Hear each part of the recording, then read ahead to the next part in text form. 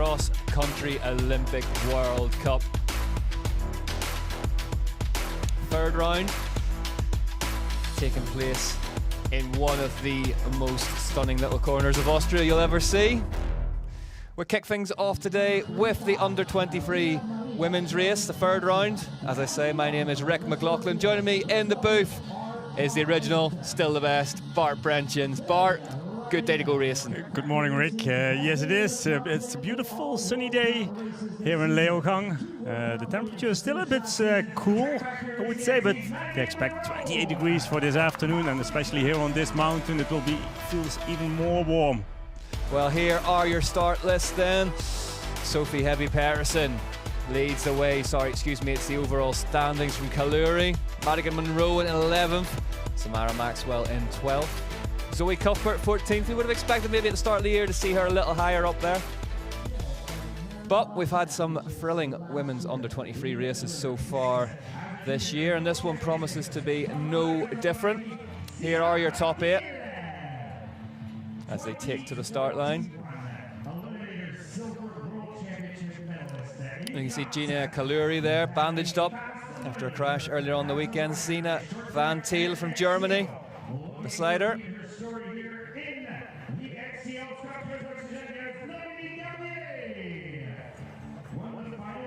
Madigan Monroe there for Trek Factory Racing Cross Country. Alongside her, Noemi Guarnier, Scott. Yet to see the best of this young woman this year. It's today going to be the day that we see it.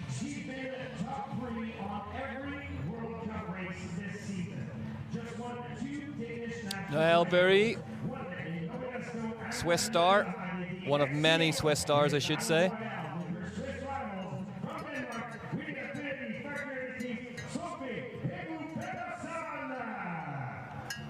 There is Kaluri.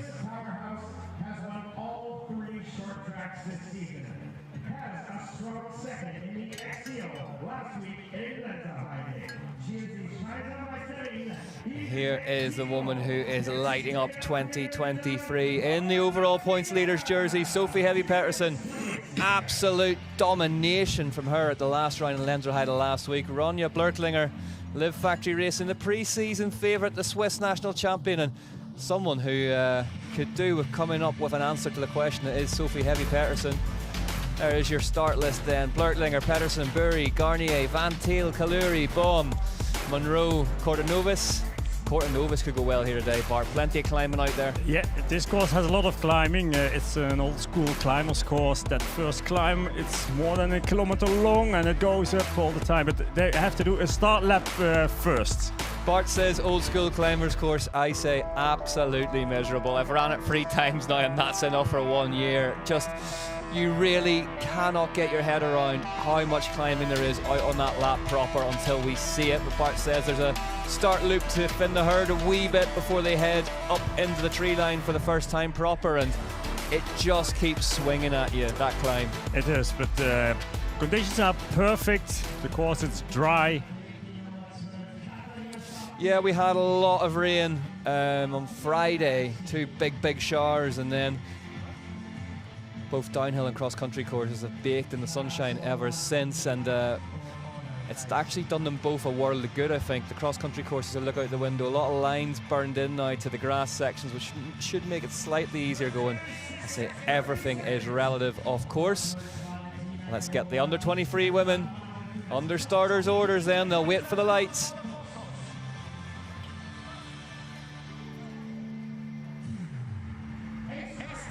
And it's red lights on.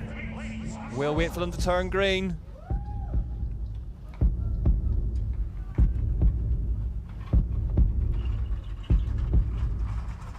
And we are racing here in Leogang at the third round of the UCI Mountain Bike Cross Country Olympic World Cup for the under-23 women. Sophie Heavy-Pettersson on the #1 bike in the red and white jersey in the centre of your screen leads them out onto the start loop. Blurtlinger's in 4th wheel. Yeah, a very strong start again for Sophie Heavy-Pettersson. And that start lap goes a little bit different, so not entering the tech feet zone.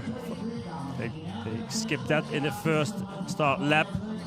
Yeah, the purpose of the start lap is just to thin them out a wee bit before heading into the single track section, just to make it a little safer and make sure that we're not sending 8 riders wide into a 1 rider wide trail. Zoe Cuthbert there in the pink jersey, I can see, sitting about 7th or 8th now. Yeah, it's similar to the short track what these riders have done last Thursday. The best 40 has done it last Thursday. Tough short track as well. Yeah, a lot of climbing was involved of that as well. Ronja Bloklinger, she won the short track last Thursday. Yeah, Bloklinger super strong in that short track, but it is a number 1 Villiers bike of Sophie Heavy Pedersen, as we are now used to seeing it in 2023 out in front. Yeah, and we have seen here in Leogang more often riders that took the double in short track and also then winning cross country. So it means short track has a lot of climbing involved too. And a lot of climbing in the short track. It was, but we saw some great races. Oh, some fantastic races. Yeah, it was very tight till the end. Very exciting to see. And with my average mountain biker's cap on, the off-camber, long, grassy turns, that's what you want to ride. And that was so still a bit slippery because we had the rain earlier this week, but since yesterday it was very dry immediately with the sun out, and now again, I don't expect any slippery parts on this course. Jenny Risford's, of course, coming off in the elite short tracks on one of those turns. This section's lovely as well, these 2 turns. So and this is the start lap the riders are doing at the moment. Yeah, just difficult to find space at the start of these cross-country races to be able to actually attack little sections like this, but this track really is, I cannot underline enough, straight up, straight down, straight back up again, straight back down. It has a lot of climbing. It's like a capital M. Yeah, it is like that. Yeah. But also from around the start-finish area, actually, that arena, you can see riders most of the whole track, actually. And there's another tech zone. That's where the riders are right now, just in case of something goes wrong. This is only the second tech zone, so feeding over here is not allowed for the riders. No, but they can take on mechanical assistance should they need it. So mechanical assistance in cross-country racing can only happen in designated tech zones. This part of the course, so tough. Yeah, this is the sun on our back, and not at the moment it's not that warm at all, but it's a long uphill climb, and it just gradually increases. Up. Yeah, but it will hurt a lot, especially that last little bit of this climb. It's very steep, and riders, they can see each other for a long time. Mentally also a hard part of the course to do, because it feels so slow because it's very wide. And it keeps pitching up, and I mean, I ran it the other day and it felt like by the top of it there you can see a better idea of the gradient. By the top, that last little kick, it feels like you're moving backwards. You're working as hard as you've ever worked. Yeah, especially the last let's say 30 meters just before the top. These are very steep. It feels like you're moonwalking your way back to the pits. It's that steep, but yeah. Well, on these steep arrow straight sections, I mean, we saw a couple of Nova Mesto and Amarave at the start of the year as well. That is where attacks can come with. Some riders feel that they can force the issue. There's one little punch just up on that platform before the course turns right, which is absolutely soul-destroying.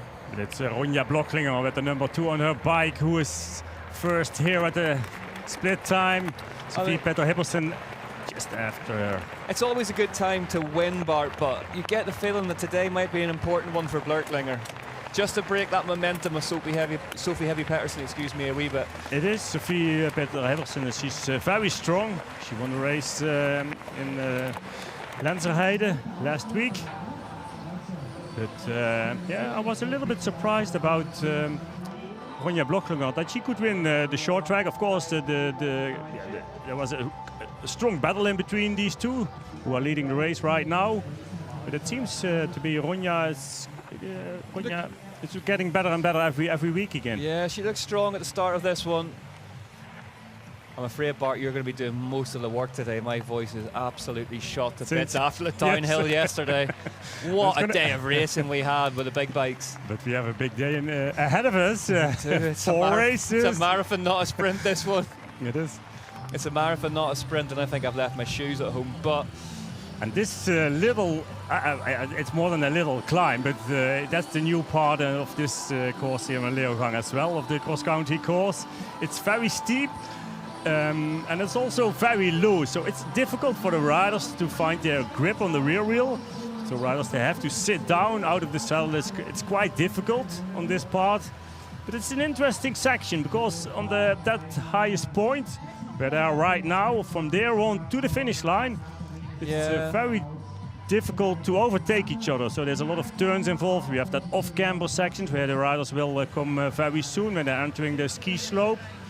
And then a few wide turns on the grass on high speed, and afterwards some big jumps and a lot of corners till the finish line. That is one of the things I was going to ask you about today. The surface of this course here in Leogang, the gradient's super steep, but the surface is often very loose. Is it quite difficult to balance the input of power to get the bike moving properly? Yeah, it is. Also loose gravel, it's very hard to find your grip, especially on the rear wheel when it comes down to climbing. And also in cornering as well, loose gravel on your front wheel, that's very slippery. Yeah, good fun whenever you're out for a mountain bike ride, but not what you want whenever you're racing. Blurklinger just throwing a bit of style in. And you see the dust is already coming. Yeah, fast start for Ronja Blurklinger here.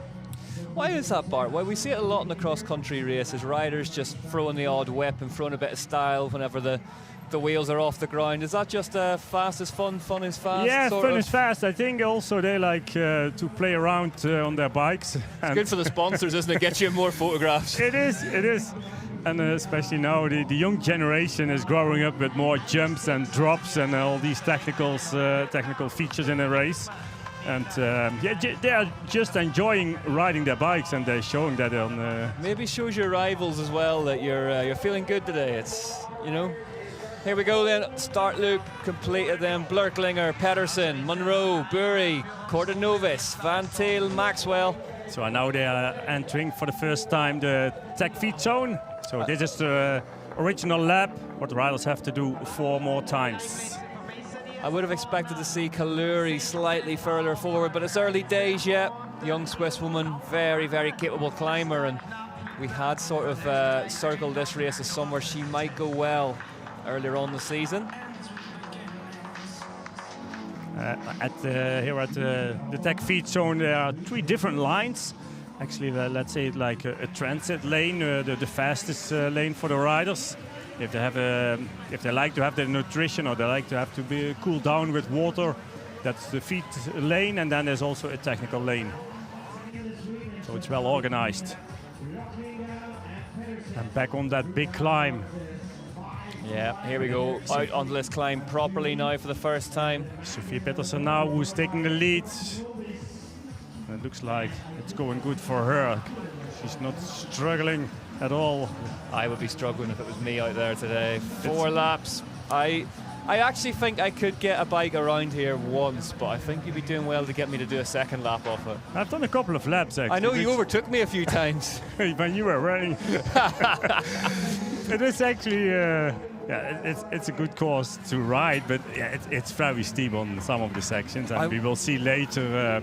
This is a very steep part as well. Luckily, that is not that long, but you can see Sophie Peter-Hebbersen already is getting away a little bit of Ronja Blurklinger here when they doing this climb for the second time, where they turn right at the moment.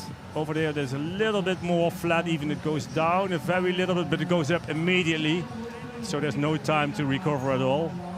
I was surprised actually, Bart, how choppy the descent is here. You spend a long time climbing and it feels like you just turn left, and then it's quite a steep, rough section. Yeah, but also immediately, huh? So there's no flat part in between the climb. To relax, get a breath, and going down, straight down.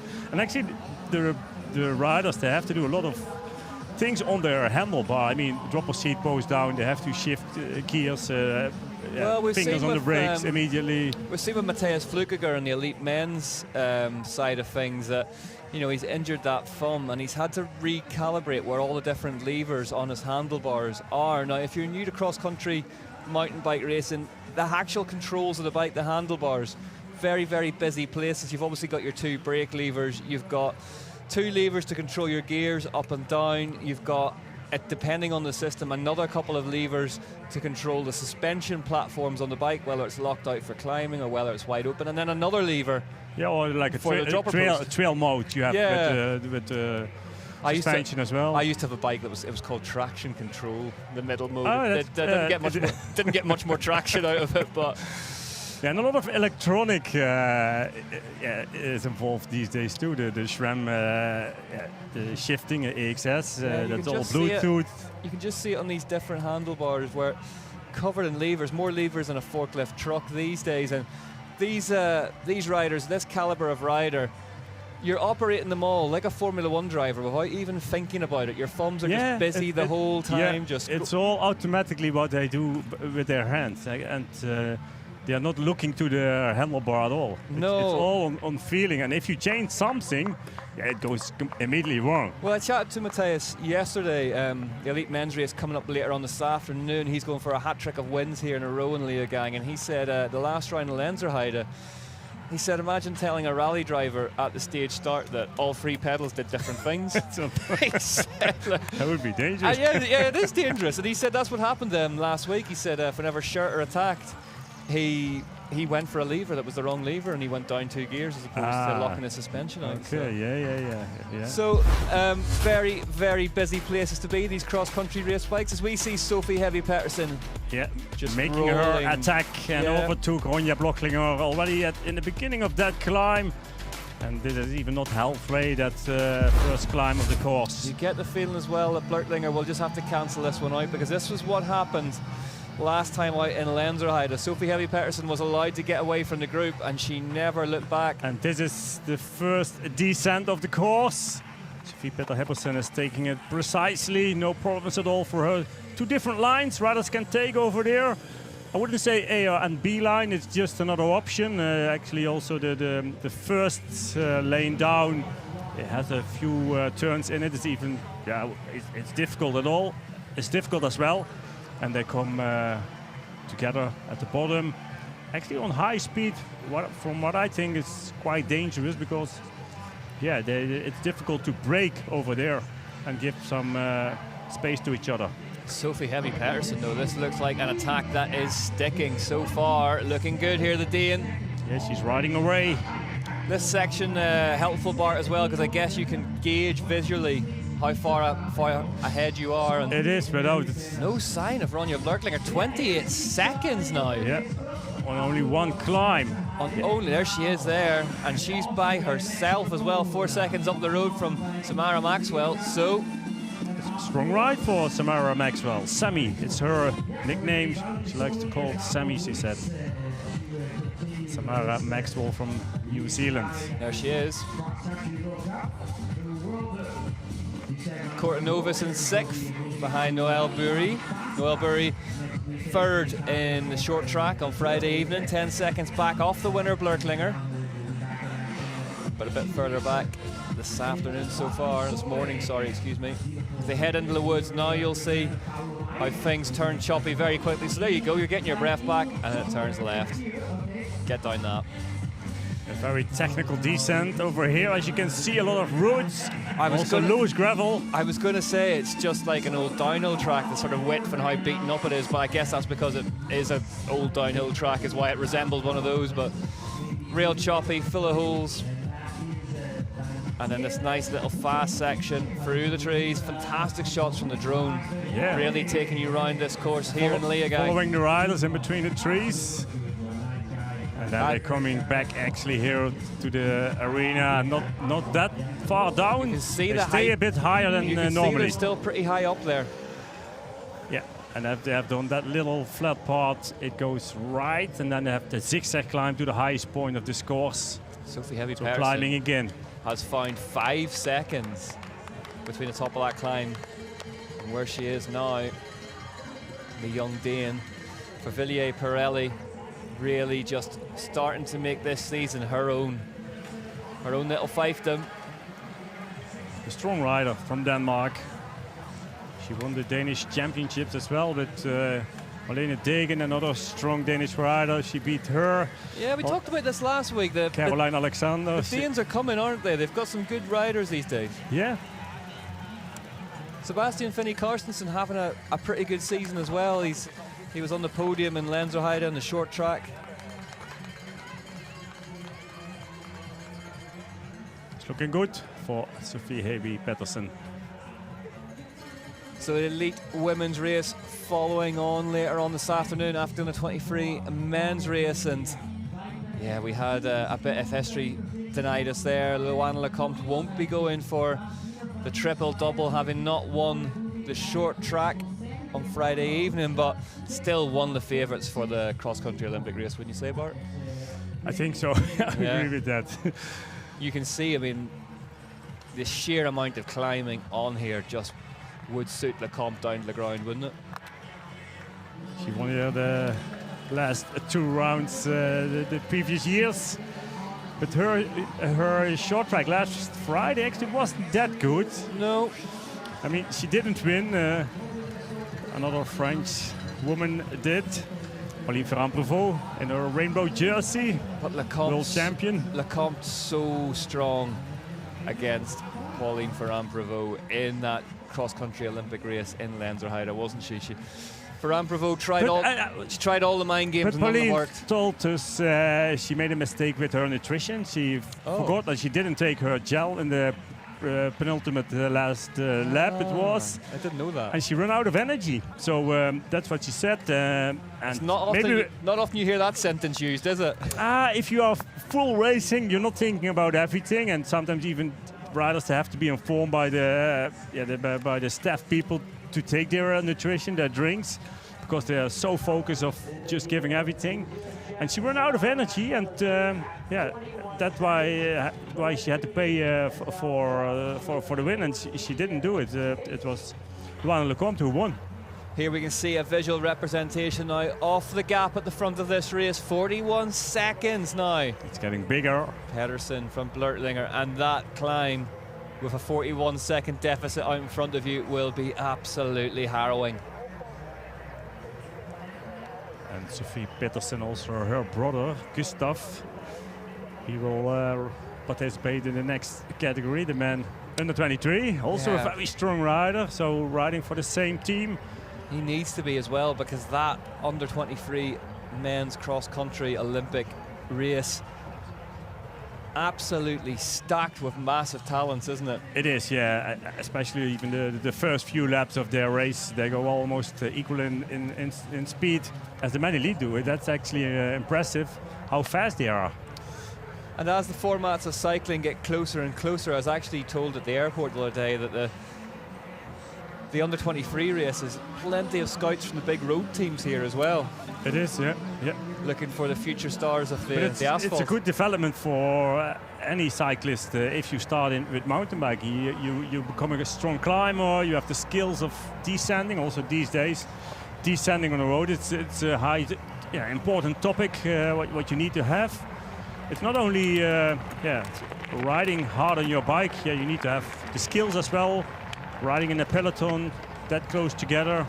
And mountain biking, it's a nice sport as well to start on a young age. But there's a lot of fun involved, a beautiful area most of the time, like Leogang is. Yeah, stunning. Stunning if you're not working your way up that climb. Yep, it is a fantastic sport that I don't think there's any sport can beat it for fun versus fitness. The benefits of both. Samara Maxwell now.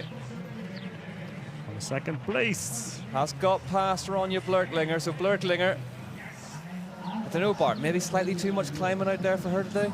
Yeah, I mean, there might be a little bit too much involved for her.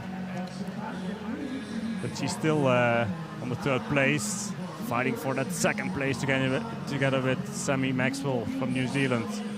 And here you can see how steep it is, the smallest gear they have pushing here. 44 seconds now, the gap. So there's another 3 seconds gone the way of Pedersen. I guess these riders, the front chainring 30 or 32. Oh, look at Maxwell here, looks strong, Bart. Yeah, and you see her cadence, how high it is, even on a climb like this. And Ronja Bloklinger, she's struggling with the speed of Sammy Maxwell. Pulls her in towards the top of it, but it's a little too late. Meanwhile, at the front, Sophie Heavy Pettersson takes a look. Where are they? Probably they are not in vision. So this is where they changed the course a little bit from last Thursday. They took out the first jump. They said it was too dangerous, the speed was too high if they should leave it in. Especially they came in with too much speed for the second jump, which makes it too dangerous. And also there was a lot of side wind earlier this week.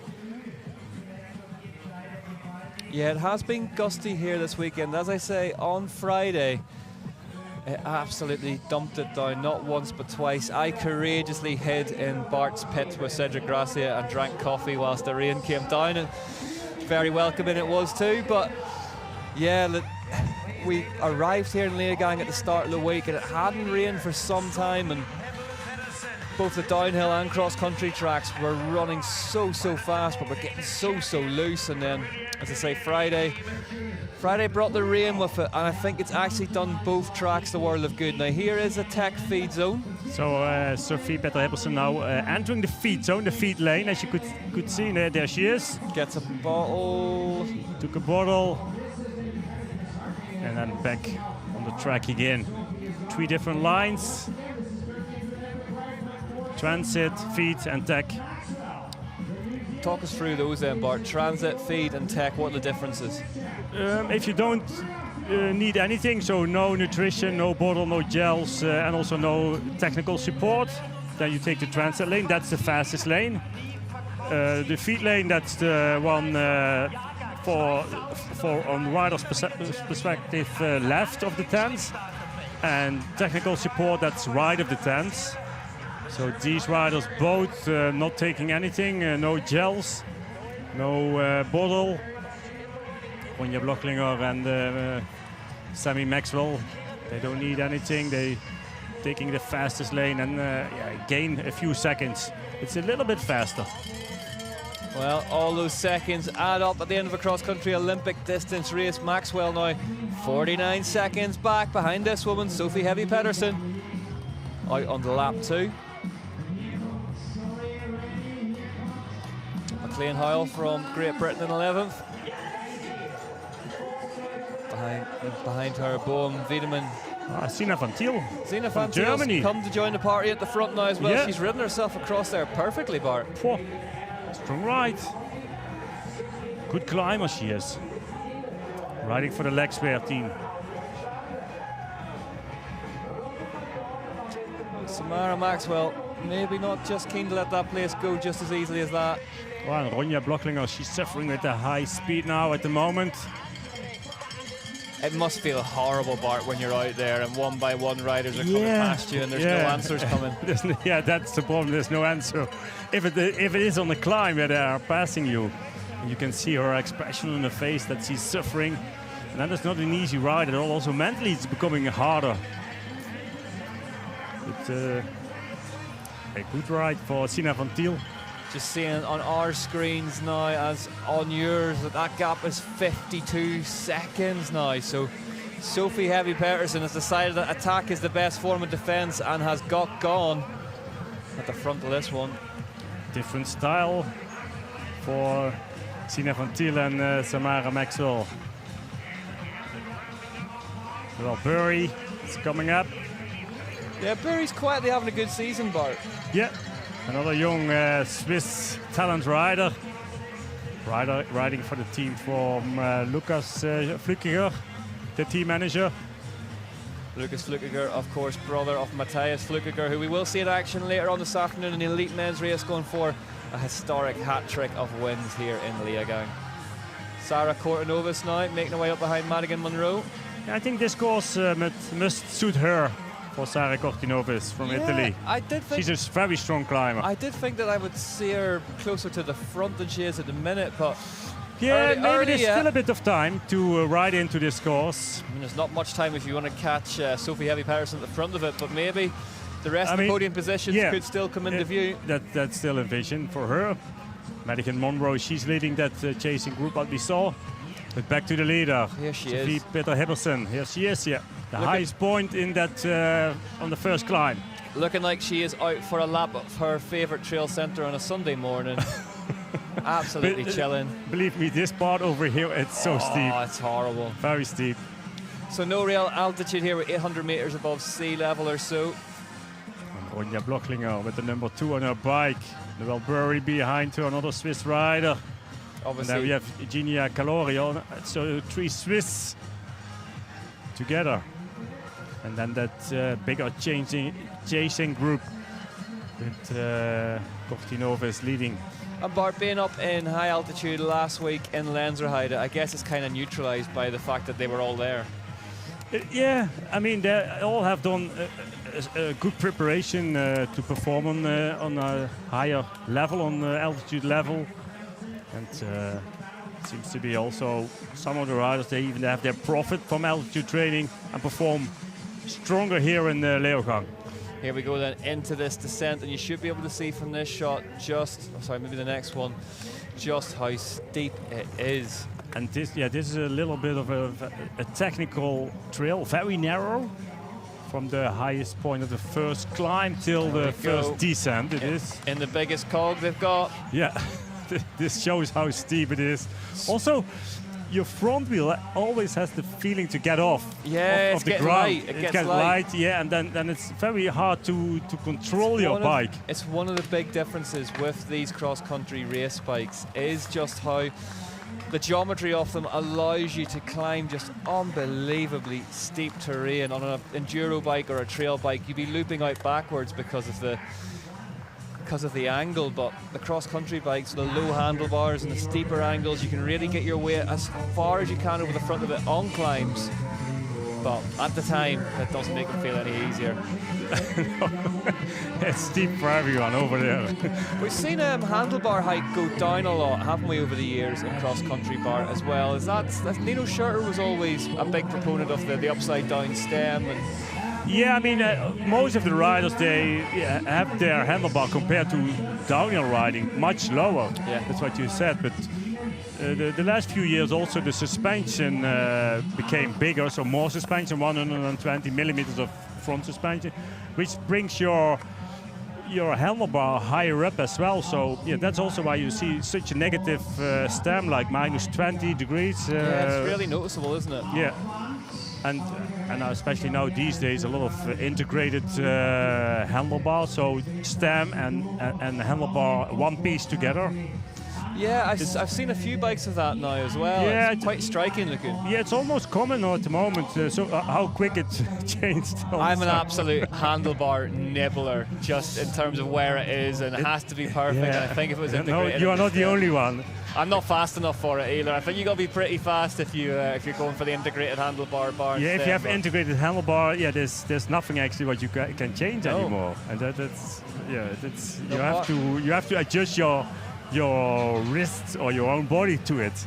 So what Bart and I are talking about, the handlebars themselves, they feature a bit of backward sweep towards the rear of the bike, and depending on where you roll them in the stem can really affect where you sit and stand on the bike and how the front end of the bike feels. And the one-piece stem and bar. Oh, from Thiel.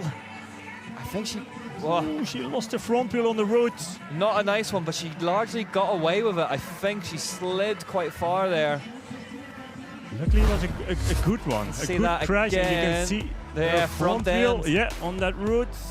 And she got the hands out in front of her quite quickly, so could have been a lot worse. Not ideal for Van Thiel, but yeah, this part it doesn't look that steep, but it is very steep. Yeah, adrenaline spiked as well, and then you spend the next 10 minutes going, where am I bleeding from? And riders might be lucky that it's dry at the moment, so actually it shouldn't that be a problem for her, but she went down. Samara Maxwell is second place at the moment for her in that zigzag climb. Yeah, Blurklinger has kept Maxwell in sight here. Yeah, she found her rhythm back, looks like. Still in vision, the second place for Ronja Blurklinger. Noelle Burry behind her. I think Burry could be dangerous here, Bart. Yeah, it's looking strong. Eugenia Calori, she's coming behind, well, Bury on the 5th place it is. It's one of those horrible little really compact climbs where you arrive into the woods and you look up and you can see how high you've got to go in quite a short distance. Yeah, quite a short distance, especially the hairpins. These are very steep. In between there's a little bit of time, I wouldn't say to relax, but at least the tension on your muscles, in your legs goes away a little bit. A little bit. Everything is relative in cross-country racing, but so getting the bike turned on one of those uphill hairpins, like turning a brass band, it feels like. But Pedersen out front by herself, as we're getting used to seeing in 2023. Perfect ride for Sophie Peter-Heppersen. Yeah, she's getting quite a habit of these perfect rides. And this is another steep section, another steep descent. Yeah, I mean, for all we say about how steep and difficult this place is, the descents are good as well. Look at that. I mean, the climbs are long, but also the descents are much longer here compared to Lenzerheide, for example. And there's a little bit of time actually to recover here. There's more time. Riders, most of the time, they like to have these little bit longer descents as well. So there's a little bit more time to relax. Well, and also to make time up sometimes in a descent if you are strong in that. That 2-stroke engine noise, as we see, Blurklinger. Yeah, well, Bury overtaking Blurklinger just before the descent starts. Maybe she knows that she's faster. Yeah, that 2-stroke engine noise you just heard, not actually from the bike of Sophie Heby Petersen, although you would be forgiven for thinking it, given by how far she is out now. 1 minute 10 to the good, but from the course bike, leads the way to make sure there's the course is clear for these riders each lap. There is a second tech zone. Long hot day for those mechanics standing in the sun. I'd have an umbrella with me. That's not the perfect conditions for them, and hard for them too. I'd have one of them big umbrellas with the tassels. And, yeah, compared to the first tech feed zone, then it's awful to stay on the second one. Just tech. I remember field reporting from Mont Saint Anne for years. Whenever there was always really bad radio feedback, so I had to have my earphones wedged into my ears. I had white noise at full volume to be able to hear anyone else, and I'd probably had a couple of beers the night before, and it was in the bright sun, and it was the most miserable experience you could ever have. But these riders in a little hell of their own up this really arrow straight climb. Bart. Sina van Thiel now on 6th place, so she is on her bike again, trying to find her rhythm back. Psychologically, a straight climb, quite hard to deal with as well. Whenever you're turning corners and you've always got something to aim at, it distracts the brain, but straight line. Yeah, this one is a hard one. Luckily, the riders are close together and they motivate each other in different ways, of course. Some are suffering, some are getting even more power. Like Samara Maxwell now leading this chasing group. They're all very 2nd place. Samara Maxwell, just watching her there, not unlike Alessandra Keller on the bike. Lots of movement of the upper body, but makes it work for her. Yeah, and she's very light and a good climber she is. And now on that almost that steepest part of this climb, the last bit, the split time, here it is. Well, Bury, Blurklinger coming in. And you have Gina Carlori from Switzerland. There she is. So 34 minutes gone on this one.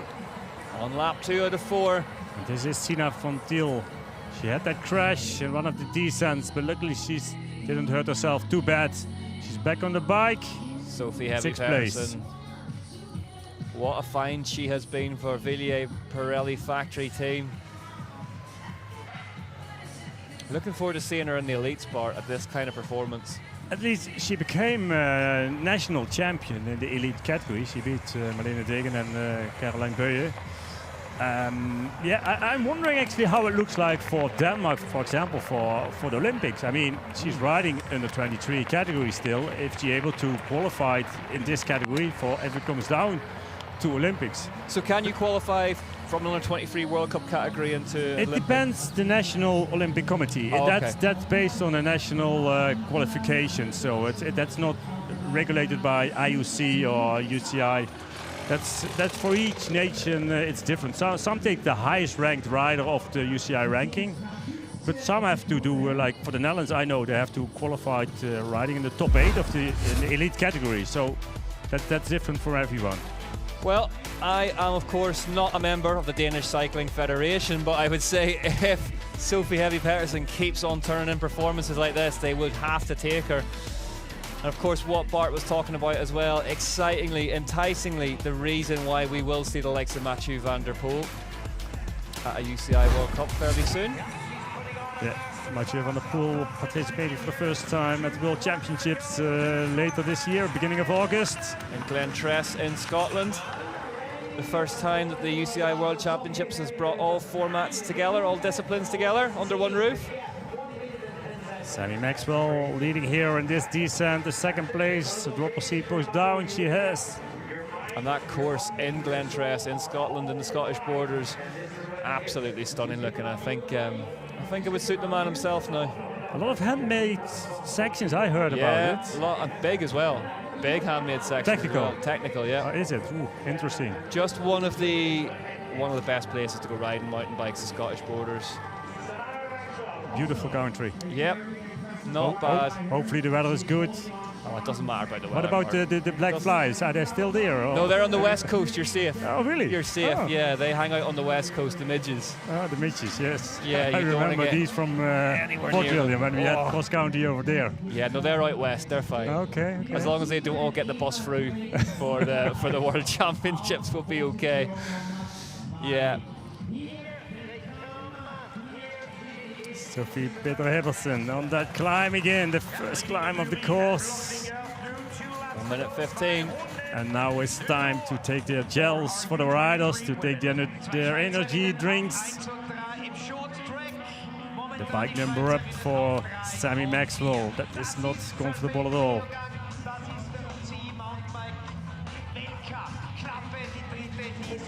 Not taking any bottle here in this lane for them.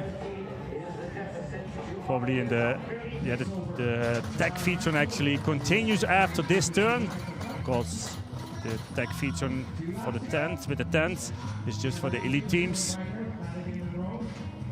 So let's see if the riders entering the tech feed zone for the UCI teams or national federations. That's this part of the course, and they are doing that. Yep. So a lot of the federations bringing young riders out here to try and support them and to help them find a professional berth on a team. Especially in the younger categories, yes. These riders have a lot of support from national federations. Mountain bike racing, like, it's no different to any other sport in that so much of being a professional is just race time. It's just racecraft and learning the processes of the week, learning how to deal with the psychological side of racing and how to keep cool, calm and collected whenever the lights go green. And these young riders, the more racing they can get, the better. Yeah, and also riding on courses like this, that's what they have to learn. Not the easiest courses in the world. Absolutely not the Ginia easiest Carlori now is coming back to that chasing group, fighting for the second place. Overtaking Ronja Blocklinger here on this climb. I told you we'd see more of Kaluri today. I'm not going to be that dude who says I was right, but I was right. And I mean also, like, not such a good short track on Thursday doesn't mean that you have a bad day on Sunday too. No. Sometimes riders are struggling mentally with a bad result in short track that I think also that the cross country will go wrong or not in the way they like to see, but it has absolutely two different disciplines, different kind of riding, intensity. With short track, it's short, and cross country, it's the longer version. And a really, really energy-sapping short track race here as well. Yeah, and also much more tactics involved. You have to go flat out from the start till the finish, and here, yeah, you have to deal more with your how to say, you have to be more trained to deal with your energy systems. There's more in cross country. Short track is really high intensity racing. Yeah, intensity is high as ever here in the under 23 cross country Olympic for the women. You can see Samara Maxwell with her face very close to the handlebar to bring some more weight on the front wheel. Oh, staring at that front tire. Well, Burry, similar position, also flat position with her upper body on the bike. Blurtlinger just looks like she's turning a bigger gear than everybody else, and it doesn't look like it's working. It's a very steep part, this. Yeah. I think she's out of energy, out of power. Third out of 4 laps. Alarm bells ringing for Blurtlinger. Suffering on this part of the course. Here is Sina van Til. Looks still good after her crash. Yeah, Sina van Til. Difficult to put a crash behind you and press the reset button. Get back into that rhythm again, but she's in 6th at the minute.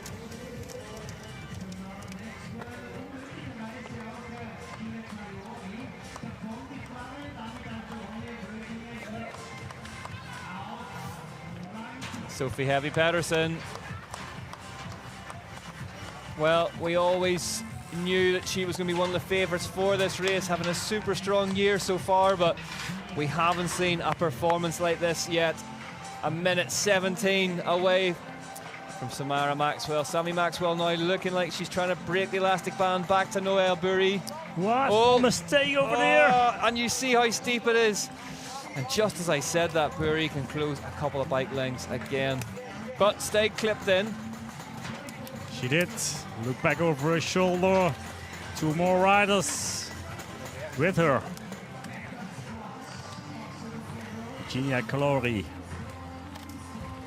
riding for the Thomas Across team. That's the development team of the team from Alessandra Keller. Matthias Of Ralph Neff. Yeah, Ralph Neff. Spending a lot of time. It's something that, having spoken to Nino Schurter earlier in the year, that it's really ingrained in those senior Swiss riders that they have an almost like a duty to bring through the next generation behind them. And Ralph Neff working, look at this great shot behind Sophie Heavy Pedersen. With the drone following her here in this descent and between the trees. Beautiful. You can see there's a good bit of speed involved there as well. She's making this look good. Technically, she's also very strong. Very strong on her bike in this descent. No problems at all. Not afraid at all. Nope. Very composed. And that is bike time, isn't it? Whenever you can descend that comfortably, it means that you can recover as well. Yeah, and it is a good bike setup. You have to trust your tires, your suspension, the whole bike. It helps a lot. And that's what mechanics spent a lot of time to prepare the bikes, and that together with the rider, of course. The rider has to give the feedback to the mechanics.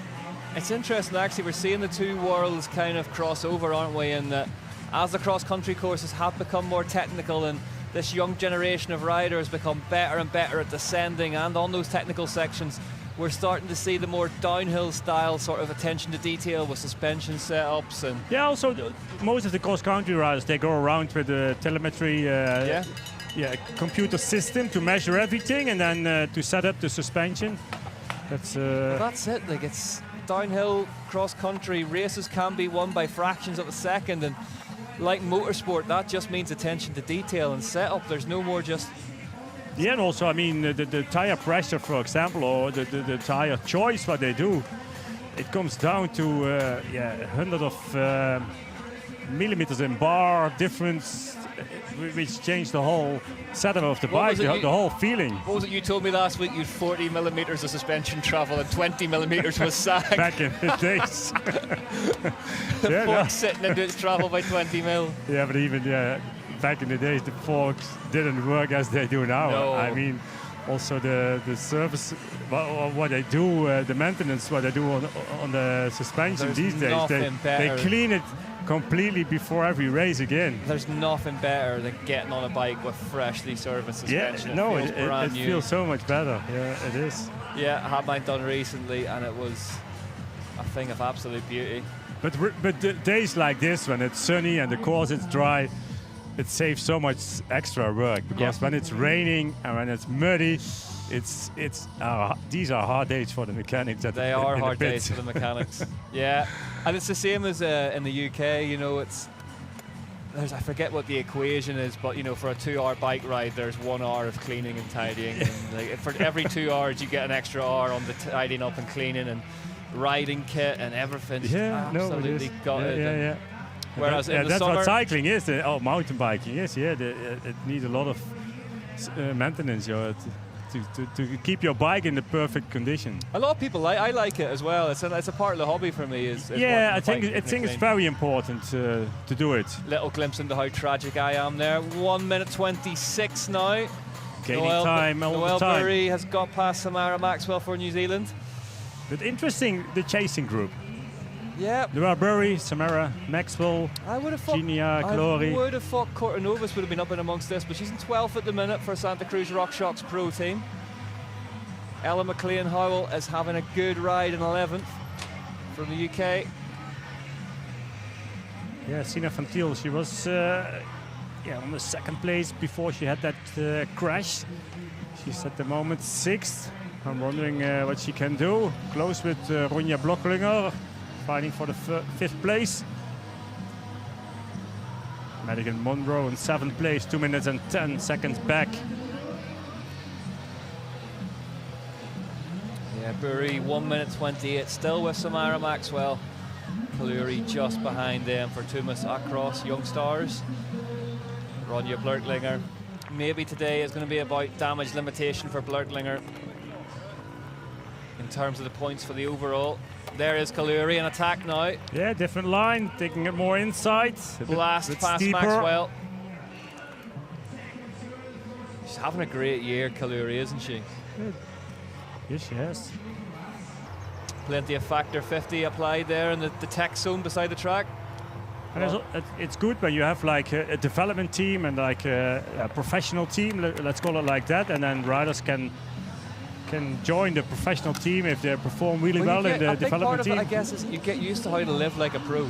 Yeah. You get to watch Matthias Flicker, Yeah. you get to watch Alessandra Keller, how they go about their business. Yeah, you're being at the races on the same time, even you have the opportunity to go around together, and you can learn a lot in a short time. Not to go to the downhill parties on a Saturday night before the race.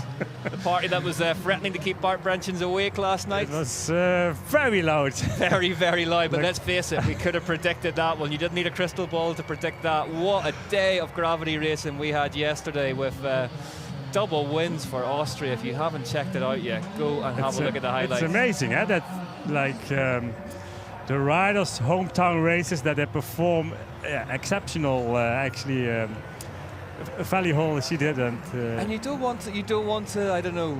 You don't want to get too deep into it, Bart. But weekends like that, they can just inspire so many young riders. I mean, you yourself. From Holland, of course, we saw Puck Petersen at the start of the year, emotional win. Yeah, but also like if you become an Olympic champion, as I did a long time ago, I mean, it inspires so many the new generation. Yeah, and that's also what Switzerland does all the time. With Nina Schurter, for example, Jolanda Neff. The development of young riders from Switzerland, it's incredible. It's not only the heroes what they have, but there's also the structure of clubs, the trails, the races, the series what they have, their own series. But that's also in downhill. If you have two in both categories and win a World Cup in your own country, that's incredible. Absolutely huge, isn't it? And I know it's not just one result that can do it, but it can certainly inspire a lot of people. Let's see how Gina Kaluri then, on the outside, just tapped it on past Samara Maxwell. And coming back to this hometown race later on in the women's category with here for Austria, Mona Mitterwalner and Laura Stieger. Yep. They are both able to win a World Cup. Mona Mitterwalner, I just get the feeling we haven't seen the best of her yet this year. She never won a World Cup, but first row start she has later today. She had a very strong short track. She celebrated like wild as she crossed the line in the short track. Means a lot. Means a lot getting on that front row. So host Sophie Heavy-Petersen now 1 minute 24 to the good. This is the chasing group battling for the 2nd place. Sammy Maxwell now taking the lead again. Gina Colori on 3rd place and Noelle Burry 4th, but close by.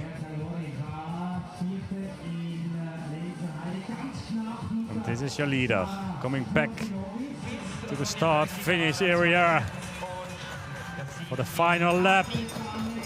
Just taking a bar. I think it's a gel. A gel, sorry. But yeah, the nutritions are very important also for these riders. You mentioned even that, if you are leading. You mentioned that even the best in the world, Pauline Ferrand-Prévot, last time out said that she forgot to take her gel. Yeah.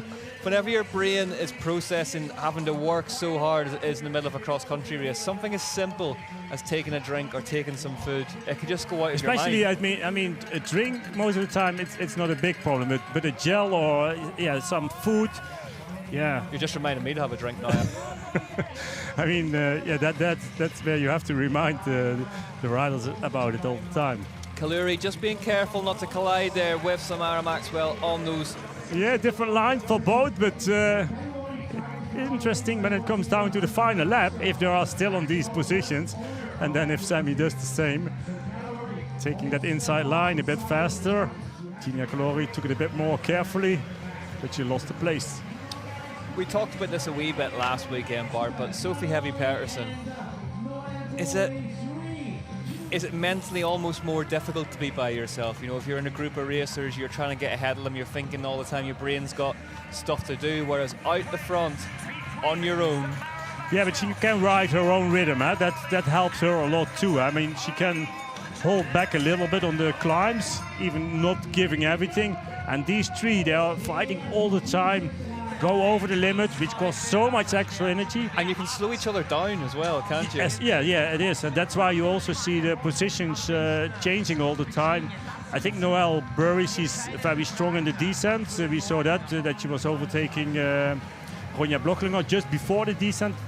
Riders, they feel exactly in which part they are stronger, where they can gain time or where they will lose time. So that's why they like to be in the first position on some of the parts of the course. And I think like now, Gina Kaluri, she's taking the transit lane, not the tech feed, so not taking any gels anymore for the last lap. Keeping a good eye over her shoulder there as well to see what the other two are up to. You see, it's just a few seconds faster. Yeah. But, you get a nice exit from that tech feed zone, don't you? So up on this climb for the last time, the chasing group then. This is where the action is going to come from for second place. 1 minute 26 seconds now behind our leader Sophie Heavy-Petersen. There is Van Thiel. Sina Van Thiel, yes. She's got past Blurklinger, who's in 6th. Madigan Monroe having a good day for Trek Factory Racing behind them. But the most important thing right now in our focus has to be this battle The for national champion in the 23 from the USA. I'm guessing, Bart, if you start on that front row, you don't want to finish outside the top 8. Yeah. And it helps so much. Yeah. Maybe not here in Leogang, because here the climb starts immediately and it's wide, it's open. So even a second and third row start, it's still good. And even you are able to overtake the riders in front of you because it goes up immediately. And but definitely for Mona Mitterwald, what we already said before, she was so happy with a good result in the short track, starting from the first row. Yeah, we will see a lot from her. Means a lot. Gets a clear run out into that first corner. Helps you establish yourself at the front of the bike race early on. And as we saw with Matthias Flukiger at the last round in Lenzerheide, the psychological side of being able to see who you're racing and being in close quarters with them. Once that gets broken, very, very hard to get back. And that steepest part from the first climb, Sophie Peter-Hebersen. So Noemi Pan, Emily Johnson and Flavie Guil round out the top 10. We haven't seen much of them, but this battle for second place is warming up now.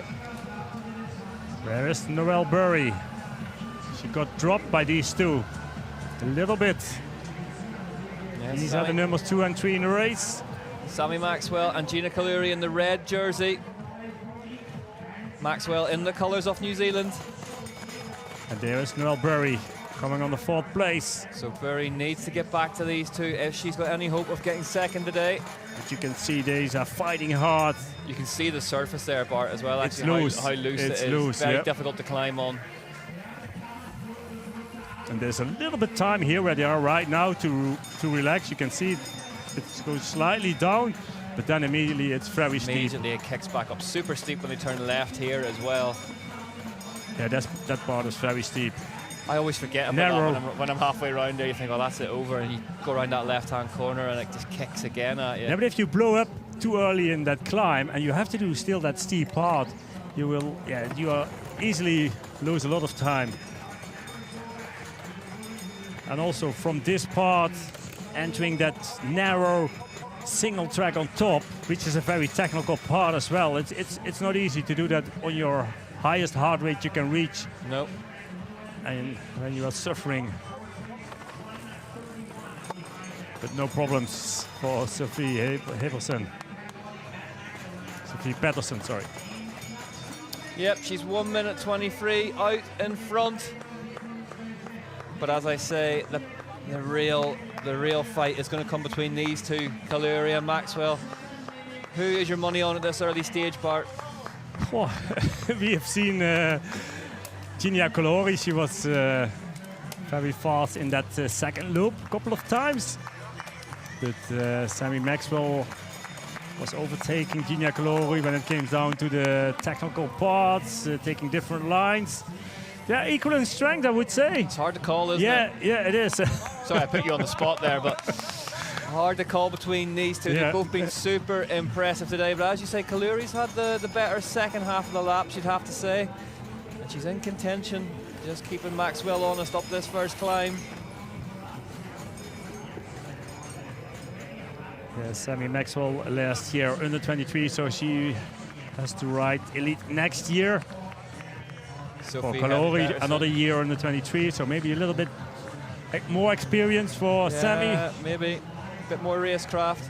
Sophie Heavy Peterson perfectly through that really choppy section. Here you can see again, she's quite strong in the descent, Sammy. Yep. Just a few bike lengths, but also you have to leave a few bike lengths in front of you to have clear vision. New Zealand, one of the big mountain bike nations. You couldn't throw a stone down there without hitting an extremely technically gifted mountain biker. And not always the easiest for these riders from Australia and New Zealand to be here in Europe for such a long time, I mean, making their living over here. Here goes Kaluri. Kaluri now past Maxwell and looks like she's attacking. Yeah, strong on the climbs all the time. Here is Noelle Burry on the 4th place. Even it's still possible for her. Still a long way to the finish line. Yeah, it sounds really naive to say it, but we travelled to Tasmania earlier in the year with the Enduro World Cup, and it really, anytime you do a journey like that, it brings it home, the commitment levels of these riders, the New Zealanders, the Australians that come to race in Europe in the summer. Just the remoteness from friends and family and home. Yeah, but to go back and forth all the time with the time differences, it is impossible. And also they have to make their second living over here if they like to do all these World Cups in Europe. And that's what Sammy Maxwell does as well. Unless you've got a private jet like Josh Carlson. You can do it with your feet up in a dressing gown, martini on the go. I'm joking, of course. He doesn't drink martinis. Maxwell right up to the back of Kaluri. Yeah, interesting, this battle in between these two. Good to see that. 125, the gap is still there for Sophie Pedersen. So steep, that left-hander. And in between, a little bit time to recover, but the hairpins are very steep. And also a lot of roots here on that section where they are right now. Yeah. Hard to find your rhythm. Yeah, the gap actually stays more like the same, but that's also because this battle is really going on. And for Sophie Pedersen, it's quite consistent how she's riding. The gap is there, looks good for her. No pressure from behind. As you can see, her also her cadence on the bike is still nice and smooth. She just looks calm and in control at all times. She never looks, even when she attacks, she doesn't look rushed or hurried. No. It means also that her level, it's outstanding. Psychologically, Bart, what does that do to you whenever you've got a rider in the group that's winning the races by over a minute? Yeah, I mean, it doesn't mean that she will win the next round again on a different course, but Must be tough to live with, though. So it must be tough to live with. You're training as hard as you can. Yeah, you're eating right. You're sleeping lots, and there's still somebody out there who can just put a minute and 20 seconds into you. In 4 but laps. there's also maybe her age or her development on a younger age. But yeah, she's definitely one of world's best riders in her age category. Yeah, special athlete. Yeah, she is. I mean, being best rider of Denmark already on such a young age, it shows how talented she is. Noelle Burry then, 1 minute 35 back, so 10 seconds back off this pair, but Kaluri. See the battle in between these two. Interesting to see that as a small gap. Yeah, the alarm bells are ringing for Maxwell here a wee bit. She needs to close this gap down. It means a lot for them. Gina Kaluri so aggressive in the second half of the lap. But Maxwell seems to have closed it again. Yeah. She's ridden really strongly back to the back of Gina Kaluri. But also there's not that much time for these two to slow down because Noelle Burry on 4th place, she's not that far off, only 10 seconds. Let's see, Sammy Maxwell likes to be back on her reel of Gina Kaluri, and it's now again. And here we see, they're still in vision. It's quite interesting actually, and it shows it's more than a minute climb. It's a minute, yeah. It's a long minute. Yeah, a minute. A long 60 seconds up there. A minute 25, more like that. They're coming back a few seconds, but I mean, the race is for the first place, that's done. It's all done bar the screaming, isn't it? Yeah, but the fight for the second place, that's it's a great still shot. in. Nice section of trail here, back down. That top section over there, it's so nice to ride. That really nice gradient where it breaks off, it just feels like you're flying. Nice and smooth. Some nice jumps in it. Carvey. Flowy trail. This camera angle, actually, we have to keep an eye out for this during the elite races. It is deceiving. It looks like those three riders are together. There's like a 10 seconds gap in between, a little bit more even. Yeah, nearly 15.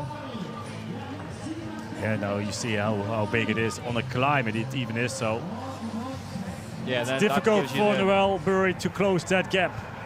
It gives you the true angle of things.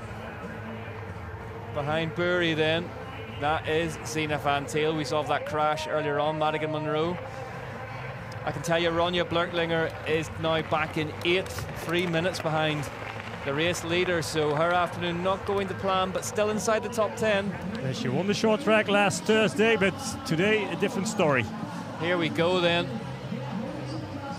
If Sammy Maxwell is going to want to get second place, which she will, she's going to have to do something about Gina Kaluri quite soon. Noémie Penn from France, actually on sixth place. Yeah, going well. Yeah, I'm impressed with Van Thiel, Bart, as well. That was a crash that, although she got away with it, it will have affected her rhythm. Good maturity to ride herself back into, steady the ship and get into 5th.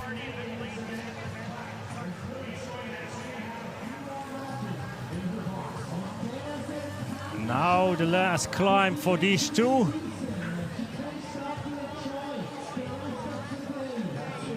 That is an off-camera corner, so riders, they're going wide next to the fence. Just to get a bit of support, to get the bike straightened up before the bottom of this.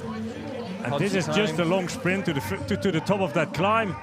Yeah, as we rejoin the leader. From there on, it's very difficult to overtake each other.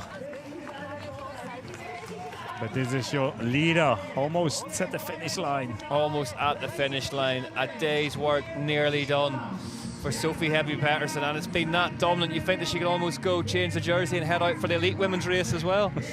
She's looked superb all day long, the Danish rider. We thought we'd seen the best of her in Lenzerheide. We were wrong. This is the best of her. For Villiers Pirelli factory team, an absolutely superb display. She's rolled off slightly. Kaluri now 1:11 back, but that maybe is more representative of how fast they're having to travel for that battle for second place. Well, she went early again. She pushed hard again. And again, it is going to be Sophie Heavy-Pettersson who takes the win here in Leogang at the third round of the UCI Mountain Bike Cross Country Olympic World Cup for the under-23 women. The celebrations can start for the Dane. One of the most dominant performances we have seen from any rider all season. But here we go, the battle for second place is really reaching its zenith now. Yeah, that's an interesting battle. Samara Maxwell leads Ginia Kaluri, nails that final tabletop. It will come down to a sprint finish between these two when they have done the bridge. And there isn't much room for a sprint here either. No, it's very short. Very loose gravel as well, so all action. But it's all on high speed, so every corner, every single. Kaluri has done well to close back onto the back of Sammy Maxwell. She lost all the speed. She lost all her speed by trying to inside that turn, and that might be enough. It might be enough for Maxwell here. Sammy Maxwell grits her teeth and digs deep and sprints for the line and takes second place ahead of Ginia Kaluri. In third place for two Miss Across Young Stars. Great to see two riders enjoying the battle. Happy anniversary to Nana and Pop Pop. I hope they've got a bottle of bubbles open to celebrate that one. Fourth place then. She's been good today, but not in amongst the thick of the action. Noelle Burry, fourth place for her. Yep, two Swiss stars on the podium so far.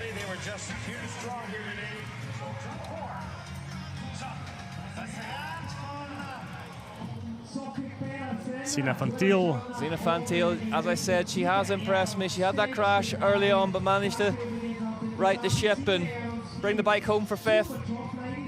Hopefully she didn't hurt herself too bad, but it seems to be she's still good and able to ride. Continue her ride. Fifth place, she's in. Mental toughness, just all important here in cross-country racing as ever. There she is. Zina van Thiel. With a big smile. And it can be as rewarding that bar, can't it? A crash in a race that doesn't go to plan, then you just come back and perform. Yeah, and she's happy with that, so I mean, yeah, sometimes a crash is part of racing, and if it's not too bad, and it didn't look like that, so. Robin's racing, Harry. Ronja Blurtlinger, 2 minutes 48 back, hangs her head, not the result she'd have been hoping for today, but she is home in sixth place, and that win in short track on Friday evening. And Madigan Monroe, seventh place, the US champion in the 23. Noemi Penn Good from result France. for her, yeah. Good result for Right. France. Emily Johnston from Canada. Good coming ride in. from Johnson as well for Trek Future Racing, a squad designed to bring in these young talents. Garnier in 10th, rounds them out. And then Cortinovis. Cortinovis, Just out expected of the more top today. 10. Expected more from her today, Yes, but definitely, yeah. But also her short track already wasn't that good. no. Ellen McLean Howell. Good result for the British rider. Yeah, the young British rider she is. First year in the 23. And here we go, this feels like weeks ago. such has been the way, dominant performance. yeah, the way how Sophie she overtook Heavy-Pettersson. when you're blocking for the second lap on that climb. She just She ran cruised away, past her. cruised her, did her own speed the whole race, and made it safely, and I would almost say easily to the finish line. But what a ride for Sophie Heavy-Pettersson. Congratulations. And what a win. Hey.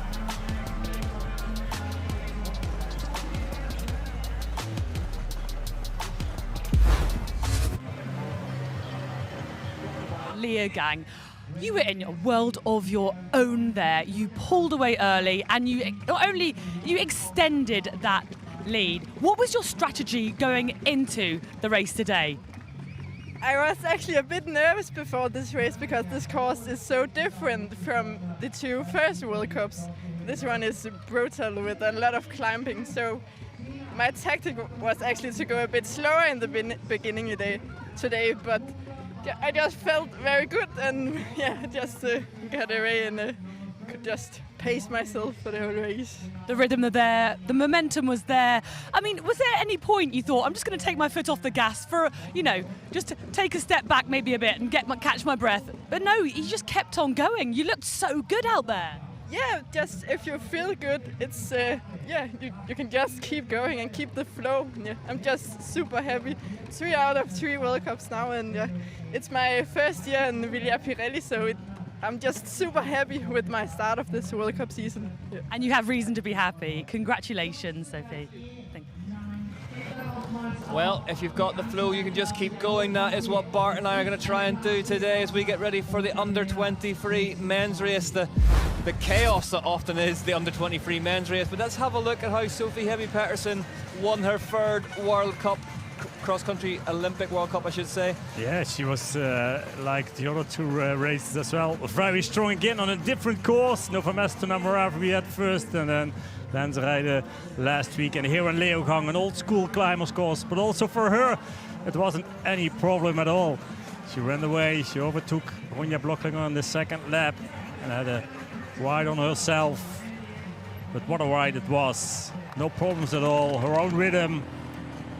She was enjoying the whole race. She's in a great shape at the moment. Yeah, outstanding, I would say, almost. Never looks rushed, never looks hurried. You heard her in the interview there, cool, calm and collected. Yeah. And she knew as well it should be a hard race, but it didn't felt like that, what we saw. Yeah. In der U23. Aber die Geschichte, die jetzt geschrieben wird, die bleibt. Well, Sophie Heavy-Pettersson getting the business done in the under-23 Women's Cross Country Olympic World Cup. 3rd year for her.